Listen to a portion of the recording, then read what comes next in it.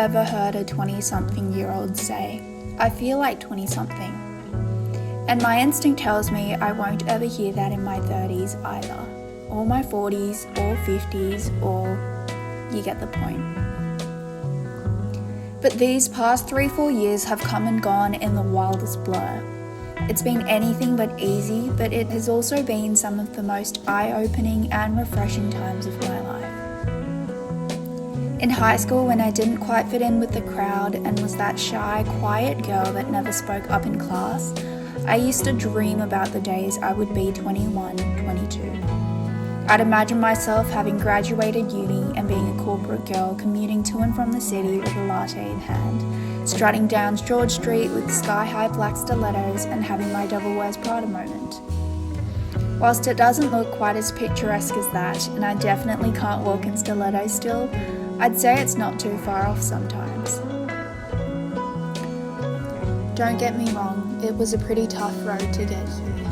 Navigating the balance of academics, relationships, and finding my own identity in university during COVID, and later on in society, was difficult.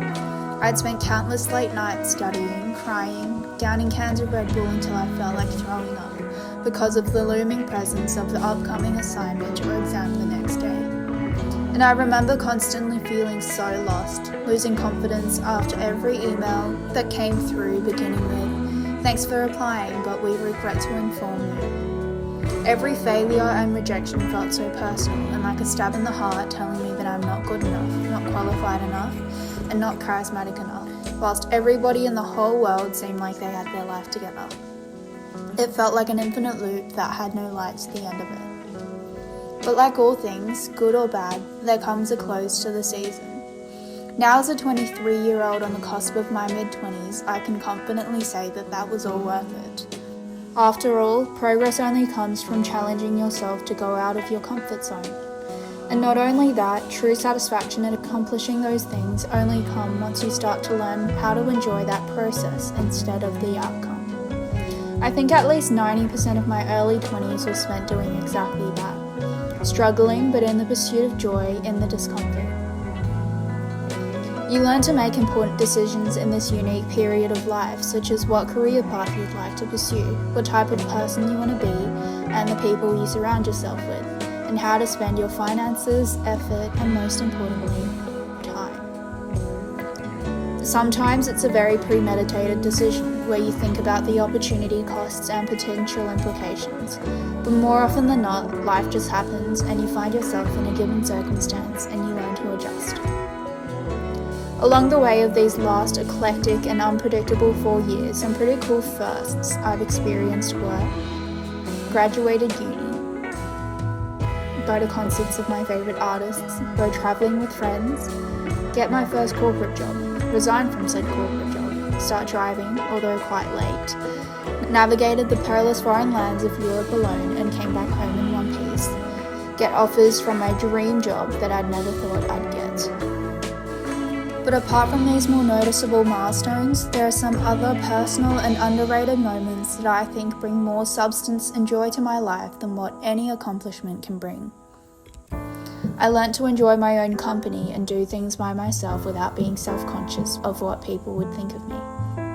I learned to say yeses and nos instead of trying to people please for no reason.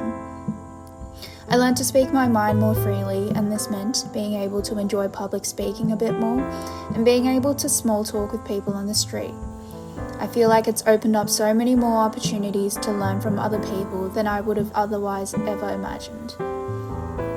I learned to speak up for myself and my loved ones if and when treated unfairly. I slowly lost the rose-tinted glasses I viewed my parents through as a child and started to learn about them for who they are. In doing so, I began to be more perceptive and empathetic of their circumstances and wanted to be someone they can lean on. I met some of my closest friends that I'll know I'll be with for the rest of my life. I learnt to really apply the saying, "Comparison is the thief of joy," and start to live my life according to my own standard. I learnt to be more flexible and adaptive to change when things don't go as I had planned, and not to just give up straight away. And finally, and perhaps most profoundly, I learnt to stay consistent and persistent at something and prove to myself that I can be a reliable person who turns up and keeps promises to themselves even when unmotivated and nobody is telling me to do it. This is a mindset that I think not only applied to exercise but almost every other aspect of my life as well. Now I know I don't have the most successful or accomplished life on paper, but to me, I quite like where I'm at. As long as the people that I love are close and healthy and I get my morning coffee in for the day, life as a 21 to 3-year-old was pretty freaking amazing to my standard. All I can hope and pray for is that whilst everything else can change, as long as I have my values set straight and I stay true to what I believe in, there will be a way and a purpose for everything.